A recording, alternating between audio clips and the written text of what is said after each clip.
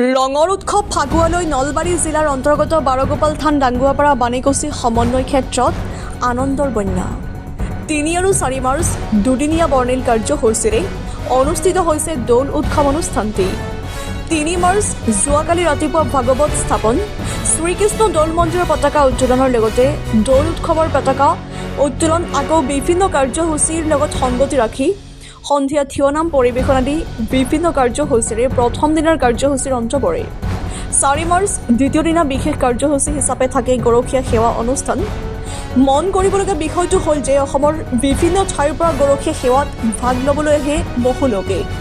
উদ্যোক্তাই জনোৱা মতে ভক্তৰ সংখ্যা বৃদ্ধি পাইছে। অহাবেলি ইয়াতকৈও দুগুণ বৃহৎভাৱে আয়োজন কৰিম বুলি অৱগত কৰে। চাওক আমাৰ এই প্ৰতিবেদন। বাণীকুছি সমন্বয় ক্ষেত্ৰত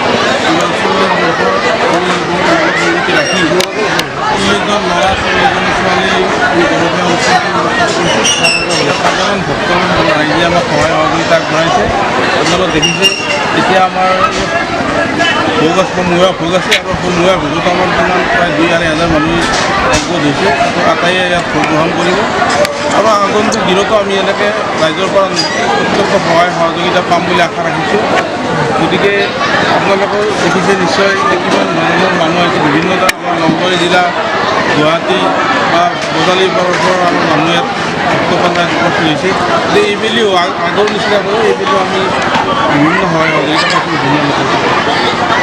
অনাগত দিনত কেনেকুৱা পৰিকল্পনা? পৰিকল্পনা ধৰি লওক, এইখন আমাৰ বাৰগোপাল থান, এইখন এখন মাৰাত্মক থান বুলি মানুহে ইয়াত বিশ্বাস কৰে আৰু বিশ্বাস কৰি এই থানখন দিনক দিনে আমাৰ আগবাঢ়ি যাই আছে। আমাৰ কিছুমান অসুবিধা আছে। আমাৰ যেনেকৈ আমি যিখন আপোনালোকে ৰভা দেখা গৈছে, এই ৰভাখনতে আমাৰ ৪৫,০০০ টকা পায়, কিন্তু আমাৰ অসুবিধাও আছে। তথাপিতো আমি যিখিনি ইয়াৰ সহায় সহযোগিতা পাইছোঁ, আমি আগতে আছে আৰু ভাল কৰিম বুলি আমি আশা কৰিছোঁ আৰু ৰাইজৰ সহযোগ পাম বুলি আশা কৰিছোঁ।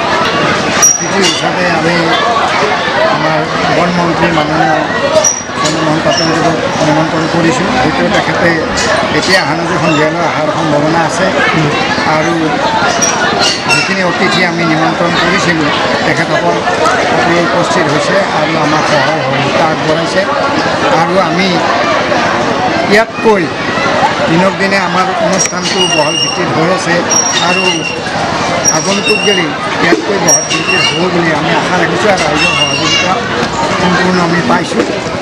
এইখিনি